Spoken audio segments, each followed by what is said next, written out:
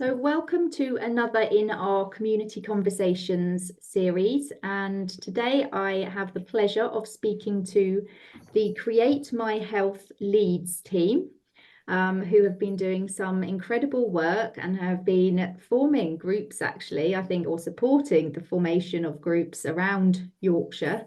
So I'd love to introduce the team, Mel, Sarah, Liz and Annette. And start with, how did you form the team? How did you get together? Was there anything that kind of worked well in terms of finding the right people who wanted to not just contribute, but actually could really be a strong support network and that were kind of dedicated to pushing this forward? Because it's not an easy job when you've got other things going on outside of this as well. So Liz, I know you've been here from the very inception. Would you like to start? Yeah, I mean, we got started. I was literally, I think we joined the PHA, and I was talking to somebody who's now actually in the Huddersfield hub. We were having a drink in a pub and said it would be great to have somewhere kind of, around Leeds or Yorkshire. And she said, "Oh, why don't you set up a Telegram group and see if anybody's interested?" And I went, "Oh, yeah." Like you do. So I did, and I think I just set one up and said, "Wouldn't it be great to have something locally? Is anybody interested?" And then Mel came along. So it was Mel and I, wasn't it, originally? And then I can't remember actually, Sarah, what how I ended up here. I'm trying to think. I'm not sure myself. I know we had several kind of meetings with various people that were therapists and who were interested actually in becoming part of the kind of, the sort of mainstay of the hub. But there was lots of toing and froing, and really there was nothing concrete in that sense. So it was really about communicating with people what we wanted to do and finding people that were really interested in doing that. And actually, Sarah, you'd already set up the Otley Groves, hadn't you? So you were already setting up a community group anyway. So yeah, that's kind of how we got started. It was making sure that we communicated via Telegram mainly with people and letting them know what we wanted to do and finding people that were really kind of keen on joining us. Yeah, I think that's a really big part of it, isn't it? Is that whole kind of encouraging and engaging people enough so that you've got this vision and they can see the vision and they then want to be part of it. So it's almost, do you find that having an idea of what you wanted to do was almost the first step before you then went out and wanted to try and find other people? Well, we've really toyed with what we wanted to do because we've had lots of different ideas about that. And I think it was just the initial thing, it was setting up a community of people who were interested in promoting health and, well, not so much promoting it, but empowering people to look after their own health and enabling them to understand more about it. But we've had so many different ideas about how we were going to do that, and I might let somebody else talk about that. But yeah, it's been a lot of to and fro, and I think now we've got much more of an idea of what we want to do, the things that are going to work for us. Brilliant. Mel, as you've been also here from the very beginning, what's your sort of thoughts on how you've kind of got from the initial idea of what you wanted to do to sort of the journey you've taken and where you are now in terms of how it has evolved? I think we have, the way I remember it, we did, as Liz said, we communicated via Telegram mainly and set up a regional Telegram group originally, the West Yorkshire group. And from that, and I believe our first few public meetings that we held were communicated through this Telegram group.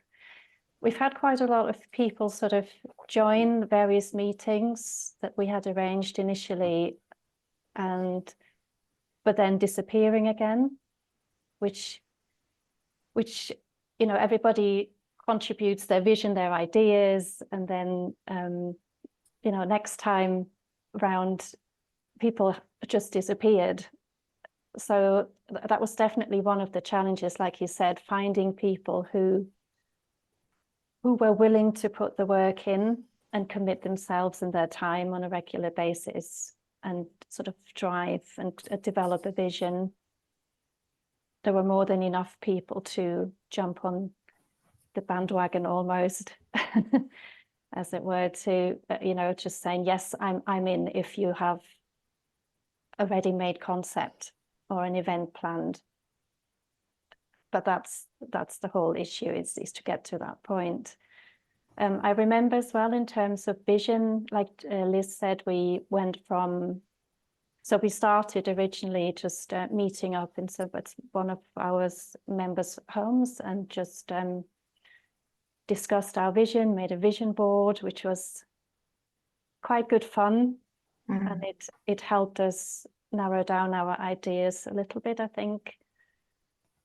And then, yes, we've gone from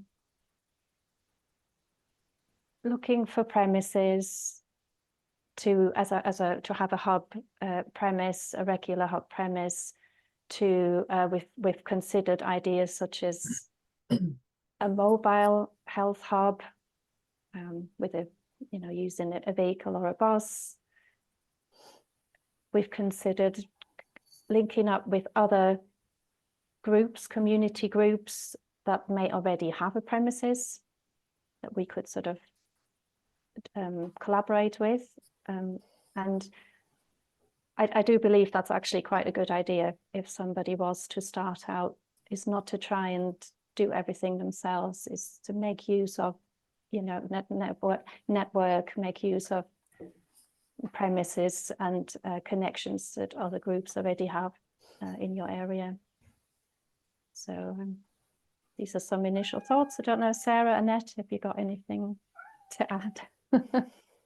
Your cat has, by the sounds of it, Annette. Sorry, I my think cat, he's always got something to say. Yeah, do you want to go for it, Sarah?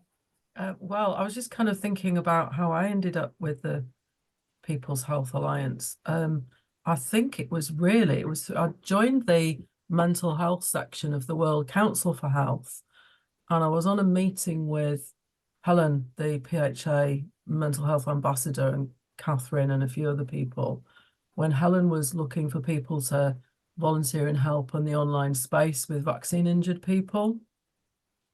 And it kind of sort of snowballed from there. Catherine obviously went on to found the People's Health Alliance. And I found my way onto the Telegram group that Liz had set up because I was very keen on it being local, community-based stuff. I think sort of the West Yorkshire area was massive. And so it kind of got sort of shrunk down a bit to Leeds, which is still massive. It's not a small area to cover. And it was, as Mel said, people were coming on the Zoom meetings, etc., but then disappearing. So I don't know whether we all kind of like ended up, because we were always regularly on the meetings, being the sort of like the founders and directors. We were the committed ones. I mean, we have lost 2 people who helped co-found, and particularly one who was good at the funding stuff, because that's been an issue, finding money to pay for things. Obviously, the PHA grant was brilliant and really helped. Getting a bank account took a year. Not many banks wanted to have community investment company bank accounts, but we did finally sort that out. And as Mel said, so many different incarnations of what we would do, and I think we ended up trying to do too much, and it was as if we were trying to sort of like convert the entire world to alternative holistic healthcare, and we kind of sort of shrunk it down and reined it in and thought, what can we actually manage, what can we cope with, what can we do, and sort of settled that on trying to do a minimum of 4 wellbeing events a year. But now that Mel has done such brilliant networking in her area of Leeds, we've got a hublet that's sort of working and doing wonderful things. And then we've also networked another part of the Leeds area where we've got access to a venue where we can hold a retreat. So it is finally happening, but it's a long journey, hard. Yeah. Oh, definitely. And I know because I've been sort of watching the progress from the sidelines, and just I think the reason it's worked and working so well in Leeds is this collaboration that you've been talking about, and it is finding what else is around there, and how you can work together, because that really is where, well, it's what PHA was founded on, the ethos of is collaboration and working together. And I think when you do that and you find what else is out there, and you have sort of shared resources that you can tap into, it's so much easier than trying a small group of you trying to do everything. Do you found that having that regional group and having that connection and sort of links, even though you weren't necessarily all in the same area, because Leeds is obviously very big and you've got kind of city centre, which is probably more difficult. Have you found that more difficult in terms of getting people, committed people, to do something in city compared to more rural areas? How have you found that? The problem with city centre is getting a venue that is affordable with the funding that we have. We tried Headingley Heart because we've got our business address with them, but they were quoting £50 an hour for a room, which isn't really viable for us, at least not at this point, at least not until we've got enough funding. So that is one problem with inner Leeds, is that it's just very, very difficult to get venues for any events. And then so we started further out in the more rural areas, with some people offering their venues free of charge or for a donation or for much less than what you can find inside in the city. And so on the funding, because obviously it is a big issue for many of the hubs that I've been speaking to, and PHA as well. Have you had any ideas, or do you have anything in place that is going towards kind of core operational costs and room hire and posters, flyers, any marketing material, anything you need? Is there anything that you've sort of set up, or a membership kind of structure, or a pay as you go type thing, voluntary donation for events? No, any money. Oh, sorry, Sarah, did you want to? No, I didn't say anything. I was just going to say the money that we haven't got any money set aside really. Any money that we've got from the events that we've done. So I mean, we've only done one main one, but we've got another one coming up, and then another one in May, I believe. That any money after costs has gone towards insurance, for instance. That's quite a big outlay. And obviously we've got our business address that we have to spend money each month to have that as well, because we don't have our own premises. So the funding, like we were saying, it's difficult, and we did have somebody who was an expert in funding, but unfortunately they're not with us now. So it's something we're hoping that we're going to raise enough money from the events that we do, and then we can put that towards expanding things. But I think a really important thing as well that we've learned is that you can't really push people along either. It's these things grow organically, and it can be frustrating because it's almost like tumbleweed. You put something out in the Telegram group and you get nothing back.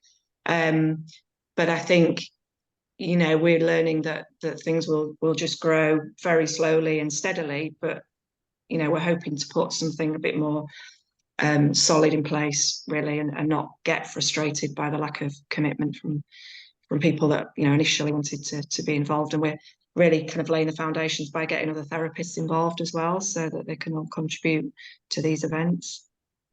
Yeah, I think it's absolutely the right way to do it, because there is definitely an element of frustration. And I think there's a big mindset shift that needs to happen with a lot of people, and really taking self-ownership and self-leadership, rather than looking to others to lead. And not everyone does want to kind of lead in, but that they can support and they can certainly contribute in other ways. So in terms of the events that you've put on one and you've got another one coming up, what kind of thing have you done and what have you found that has worked, and what are your plans for your next event? Are you doing the same sort of thing as you did previously? I think Anyone who wants to now? I think our first event, correct me if I'm wrong, Sarah, wasn't that the one in Otley? Yeah, we had a test run at a local village hall, because one of the first ideas we'd floated was to have a kind of like a road show going around the area of Leeds. And we sort of had a little bit of a cafe area where people could have a chat, and then we'd got a couple of modalities there, so people could find out about heart math, for example, or reflexology, nutrition, that sort of thing. And so we did a bit of a test run of trying to see people's responses, really. We also brought some books in, and Liz had done a PowerPoint presentation to introduce the group and what we were hoping to do. So that was really good as well. I think one of the good things about that event, even though it didn't attract huge numbers, was that we had a lady, was it, I think the member who's no longer with us, it was a friend of hers. She's a professional photographer. So she came along on the day and she took a lot of photographs of us and for us, what we were doing, which we can now use for our social media. And in return, we offered her a treatment and a nutritional consultation for free, I think. So, so that was a good way of actually getting some promotional material together. That's a brilliant idea. I love the idea of bartering and the energy exchange of sharing skills. And I think the other thing is that a lot of people think is that you have to be a practitioner, and that people are just looking for practitioners in hubs, but actually listening to what you're saying, that is really not the case. You do need so many things: marketing, funding, finance. I mean, I know it took you a long time to decide on kind of the structure and how that would look, sort of the legalities of it. What decision did you come to on that, and what was your sort of main reasons for choosing that route? Liz, do you want to? Yeah, we actually did Mel and I went to a workshop kind of run by this local charity, I think they are, but they kind of advise people on business, all sorts of things to do with business, setting up your own business and, you know, business structures and things like that. So we went to that and got an idea of the different ones. And then I believe that we had a meeting at a local hotel with various people that were interested in, and actually at that time we were looking at the whole of West Yorkshire. So I think some of the people from the Huddersfield hub came, and Wakefield, etc. And we were talking about the different structures, and I think in the end, because of the pros and cons, that the problem with a charity, setting up as a charity, is that if you're a therapist and you want to get involved in the actual practical side of the hub, but you're a director as well, you can't do both really. So we didn't feel that was going to be viable, and I think we went with the CIC because it was as close to, you know, it was a community-based one, and it kind of had more advantages than the others. It's not ideal still. There's things that we have to do. There's still hoops you have to jump through. But I think it's probably the easiest one. But yeah, that was discussing things. And you were saying as well about the other people that get involved. I mean, Annette has been an absolute whiz with all the admin stuff and organising everything. I don't know what we'd have done without her, to be honest. She's been a real sort of backbone of the hub. She takes all the minutes. She, organises all the IT stuff, and a bit of a family thing really, because they all kind of get involved. So it's really important that you have everybody that can do, far more than just the therapy stuff. We were Yeah. very, very lucky as well, if I can just add, a member of Annette's family is basically made our website and created the logo, and the sort of the brand image, if you want to call it that. But that was obviously, and is hosting the website too, which is a huge plus. If you have somebody who can do that kind of work.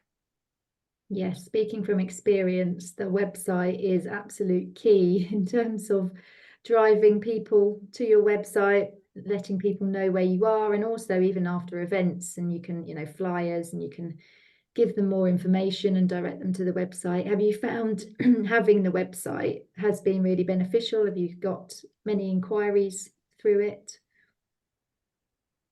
Annette, do you want to? I'll just unmute. So we have had practitioners signing up for the website, because we've got a, do you want to volunteer button. So we've had practitioners coming through that. We post our events on the website with the details. I think, I don't know if it's well visited. I'd have to ask my husband if he can see any statistics on that. At the moment, he's been busy with my medical choice. So he's not, we want to redo the website a bit. I'm waiting for him to have time to do that. But I do think people visit, and when we post on social media that there are events, we mention the website, definitely, because there's more information about us on there. So yeah, I think having a website is really professional as well, and it helps people trust that we are a legitimate organisation. Yeah. Yes, completely agree on that. And so you talk about social media. Have you got somebody that's been doing your social media posting, and what are you finding that people are engaging in more? Because I know we have huge amounts of support, but it's getting sort of the engagement from people is really difficult. Have you found there are certain things that work better than others, certain topics that work better than others? Well, I do the Facebook page. Mel's been doing Instagram, and the thing that engaged hundreds of people on our Facebook page was the clip I put up from the gala dinner of Matt Letizier's speech. And so that really got us loads of followers on Facebook and loads of shares. And in terms of the promoting our upcoming events, what we found created a lot of engagement and actually made people turn up on the day. It was that individual practitioners posted little video clips of themselves, and sort of very, very briefly explaining what they would be doing on the day. And so people then arrived on the day saying, I only came because I saw your videos, and because I felt like, these are people that is a trustworthy event almost to attend. So they said it differently. I can't quite remember how they worded it, but I think short form video is definitely works so much better. I think people's attention span these days is so short that if it's not sort of within a couple of minutes, it's like, yeah, scroll on by. So I love the idea of having short video snippets from practitioners, and for the people to actually see the people behind it and sort of who's involved in it. It does create that trust, doesn't it? Yeah. People do like to know what to expect.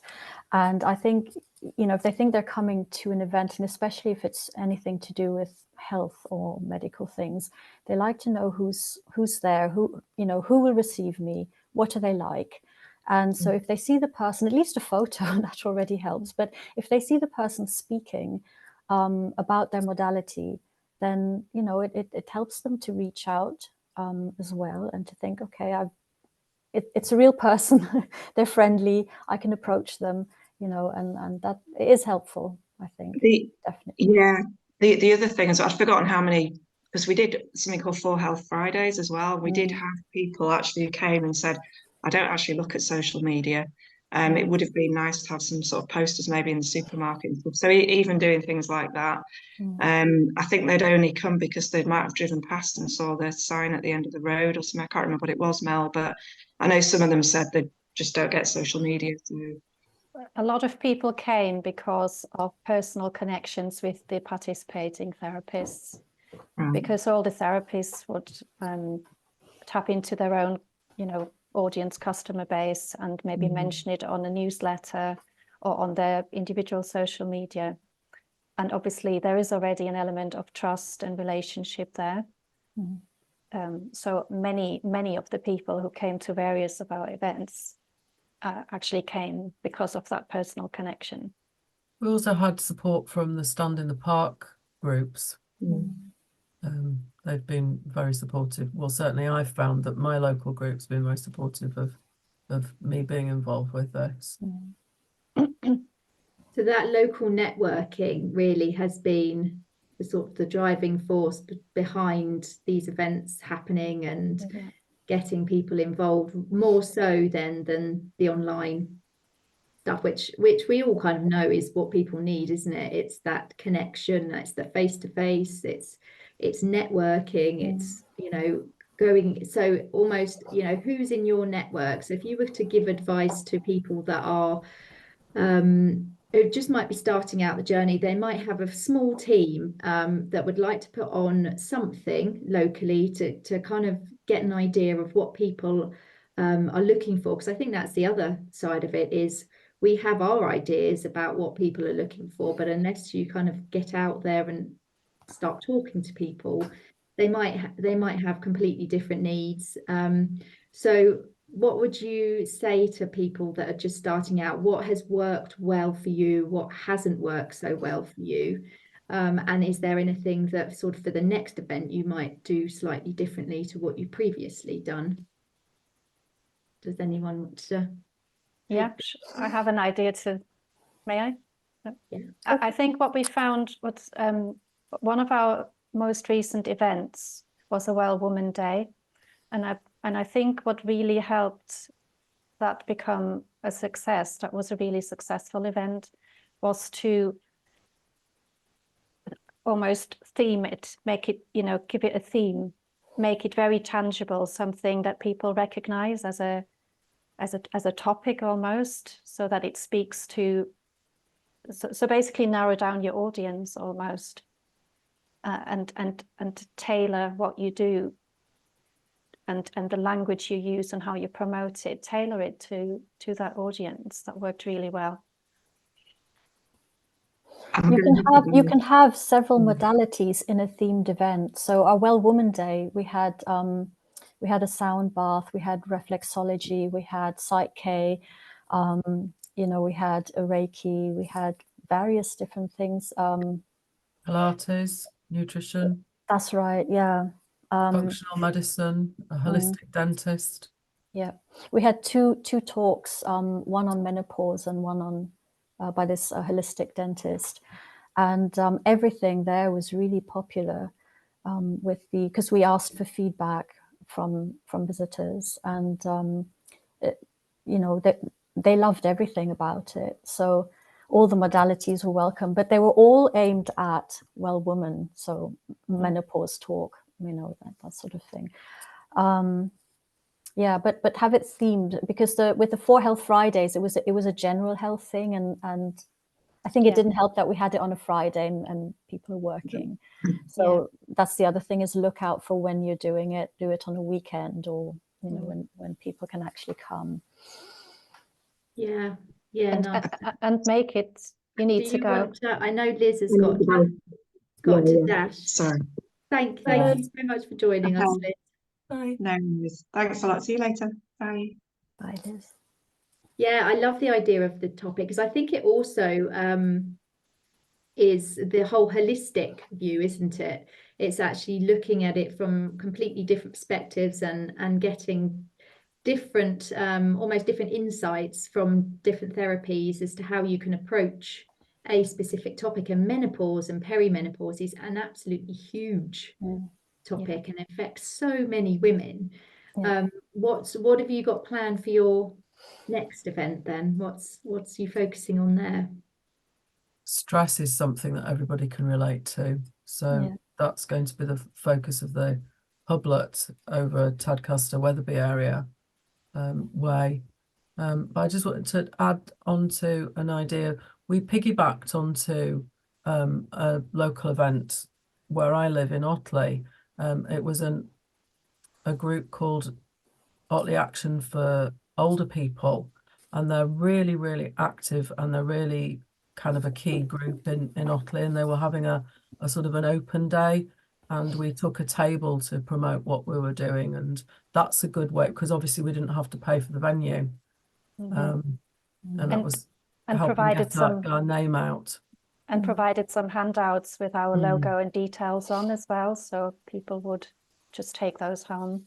So, you know, self-help steps to Information X, Y, sheets as well, information didn't they? sheets, yeah. Yes, on how breathing Yeah. techniques, and I think there was a sore throat tea recipe and that sort of thing. That's a great idea. I've actually Yeah. got an event I'm going to on Thursday, so I might look into doing something similar myself. Yeah, the idea of piggybacking on another event, and I think there are a couple of hubs that I know that have done exactly that. And so you've not only got your own networks, you've also got the networks of others, and then you're sharing that collaboration again, and sharing. It could be venue costs, it could be, are you going to do anything else with them? Well, on the back of that, Yeah. there was a lady there who runs another local charity. They put food into the cancer ward in a major Leeds hospital. So everybody has like a welcome pack, and she then invited us to go and speak to people at a group, which Liz and I did. We're just kind of like sounding out what people understood about holistic healthcare and what they tried, what they understood various modalities were. Again, just doing a little bit of sort of research about what's out there in the community. That was helpful. Yeah. So at the moment, we've got 2 events coming up. One is in Wetherby Tadcaster, which is basically stress relief. And we've got one in Faledge coming up, which is more of a retreat, a whole day retreat from 10 to 4 or 10 to 4:30, something like that, which will include things like gyrotonics and TRE. And one of the things we try to do with practitioners who are willing to offer their modality at an event is to say, you know, if people come to them through the event, if they could offer discounted rates to them so that people who can't usually afford this would be able to continue. You know, they don't just get to know it and think, well, that was nice. End of story. I can't afford it. That they can continue to maybe see this particular practitioner or something like that. So it's actually practically useful to them as well, beyond the one event. So that's the other thing we try to, you know, build into what we're doing. Yeah, we want holistic health to be really accessible to people and not just something that people with money can afford to do. So like the gyrotonics practitioner is willing to give a very discounted rate to small groups of 4 people coming to her, you know, really discounted. So that they can keep at it and not just have a one-off, you know, because if you experience something one-off, it might be nice, but it's not enough to build on. Sometimes you forget what you've learned that day, you know, so that it can be repeated. And Yeah, and I think this kind of piece around payment to practitioners is actually quite a big one, because you know, I get a lot of questions that have come to me, well, I still need to earn a living, because obviously we are very much for affordable healthcare for all, and that needs to support those in low income situations as well. So have you thought about how you can kind of get that balance right so that practitioners are still able to earn a living, but that you can also support people in low income situations? Have you got any ideas about sort of different ways of doing that? I mean, I know you touched on the energy exchange and the bartering. Is that something that you might look to build into the hub as a whole, or have you got any thoughts about doing low cost clinic days or pay it forward? Has there been much discussion around the affordability side of things? There's been a lot of discussion. We haven't quite settled on anything just yet. Like everything, it's still evolving. But what, you know, at the moment, people are so willing to give their time to the events, and the side effect of that is obviously they do get to promote their business. But if they can offer, as Annette said, some sort of discounted rate specifically for the people who've come through Create My Health, then that's brilliant. And they can claim back expenses, but at the moment we don't have funds to be able to afford to actually pay practitioners for doing events. Obviously, we'd like that to change very much in the future, but we're just hanging in there and keeping going. And Yeah. So I mean, sorry, Mel. I was just going to say, with the last event, the one that was very successful, we asked, we charged a fee of £5 for people to attend the day, and that gave them access to all the talks, mini treatments, even a cup of tea. And we did have a little bit of money left because we were very fortunate in that we got the premises for free for the day. And so the idea was to share out a small amount, just as a gesture of goodwill, more than anything, amongst the participating practitioners. And I believe most of us actually ended up leaving our share in Create My Health to fund, you know, to provide some ongoing funding for insurance and things like that. So well, and legally we can't actually profit share because we're a not-for-profit organisation. That's why we can do the expenses. Yeah, I mean, one of the biggest expense to cover at the moment is the insurance, which is very important because we can't function without it. So what was left in pretty much covered our insurance, and then of course the ongoing business address, we've got to pay for that every month. It's sort of taken probably a year or more to get to where we are, and that was just, you know, show how, in what format do we go forward as a CIC, as something else, getting the bank account sorted out, all these things, and setting up the first events, and every single thing we try to do is a learning curve, right? And so it's only kind of in recent months that we feel now we've broken the back of it, and we can go forward and concentrate more on events and not on setup. You know, sometimes it just feels like you're treading water for a very long time, and you're losing energy treading water. It can feel that way until you get that feeling of, okay, maybe now we've, you know, we can start.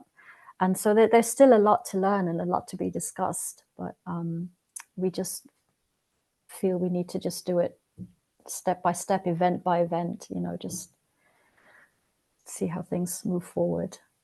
Well, this is about changing things for future generations. Exactly. It's not just, you know, for now. I think it's absolutely the right mindset to have. And I think frustrations tend to arise when you've kind of want to be somewhere else on the journey, and you're not sort of just accepting this is where we are and we'll see what happens next with the people we've got, because it's all so new, isn't it, what we're trying to do here, and trying to encourage more people to get involved. And also I think it's setting our own boundaries with the amount of energy that you're pouring into these things, and where others aren't necessarily matching that energy, you can only go as fast as you can go with what you've got and the resources you've got. And I think those that have kind of accepted that and got to that, rather than trying to push and let's get more people in and we need to do bigger and more, we need to have a premises, actually you're showing that you don't need to have a premises. You've done a really successful event, and the fact that you got the premises for free is brilliant. Was that a local contact that you had? Yes, that was a local contact. It was a local community centre. And I think that's really where, I mean, but to me, that's one of the big learning points and it's also part of the challenges we've been facing, because we're trying to cover Leeds, whereas we all have our own local area that we live in within Greater Leeds, where we know where the venues are, we know other therapists, we know other people, we know businessmen, we know shopkeepers. It's really, we were trying to cover all these different areas in a way, and you can only really do this with people on the ground who know their area. Is what I'm feeling is the case now. And so that's what we did. So for example, in Wetherby, which is nearer to me, and Otley is nearer to where Sarah's based. Headingley is kind of okay for all of us, but that was just using local contacts for the venues for two of the events. One worked better than another, so that last one worked really well because it was, again, that as a community centre, that venue has its own networks and supporters. And so that would be my advice for anybody who's starting out, is to almost start out by speaking to other groups and community centres and say, this is what we'd like to do, allow us to have a table, a stall at local events, get the idea out there, having chats with various people within the community, and start that way. I mean, one of the things that I did very, very early on was to put a post on nextdoor.com, this social platform, appealing to therapists and practitioners who might feel aligned with what I was posting. And I got quite a few responses from that. And the therapists who are still involved in the Wetherby area today, pretty much all of them came or on the back of that messaged me. So I found that a very good thing to do at a local level. Just try that nextdoor.com, for example. Yeah, or get your idea Facebook out there. Groups. Or local Facebook groups, community groups. Yeah, free advertising, isn't it? And it's simple but an effective way of finding your tribe. Well, it's been really, really fascinating conversation, and I think it's going to help so many people who are just starting out or just feeling frustrated with where they are. And I think the key takeaways really are, you can only do what you can do with what you've got, and it will organically evolve and it will change, and you will learn new things along the way. And I think having the adaptability to go with the flow is incredibly important, rather than necessarily having a fixed vision of what you want to do. Because the more you get in the different types of people, the different experiences, it will naturally change and evolve, won't it? Do any of you have any last thoughts or anything that you might want to share? Don't give up. Don't give up. Just keep going, step by step, day by day. You'll get there. Also, look for other hubs in your wider area and connect with them, because obviously they have all their own learning to share. They might be willing to support a first event with some of their practitioners if you don't have quite so many people on board yet. And different types of practitioners Different as well. types of practitioners. Mhm. Yeah, I think that's a lovely idea. And even perhaps organising regional events where everybody, each different hub could come together and almost have like a big working group, what's working, what's not, and how can we share what we're all doing with our networks, because I think people don't necessarily realise actually they have quite large circles when you look at your immediate circle and then their circles, and then there are ways of spreading it without having to spend a fortune on social media messaging and marketing. Yeah. Local events, flyers, get out there and get on the streets almost and share what you're doing. I did it for one of our local hub events where I am in Sussex, and we just got on the street, we started talking to people about what we're doing. As soon as you mention there'll be free hand massages, they're like, oh. Yeah. Plus another hub group might have a marketing person, say, who could help with, I don't know, creating a logo, or even a flyer that they have used themselves, a template that you could just adapt and use for your own event. There's so much experience and skills out there. I think definitely if there is anybody, any other group remotely or sort of all near or not so near to you, is make contact with them. Great advice. Annette, any last words you'd like to share before we finish up? I say same thing, just keep at it, be flexible, be adaptable, and yeah, reach out, because it stops you feeling isolated. You might be frustrated with how it's going for you, but reaching out means others might have the same problem. You might be able to solve it together, that sort of thing. So yeah. Brilliant. Well, It's worth it. In the end, it's worth it. It is. It certainly is. And I really appreciate you coming on and chatting about your experiences. Thank you so much. You're welcome. Thank you for you. your time as well.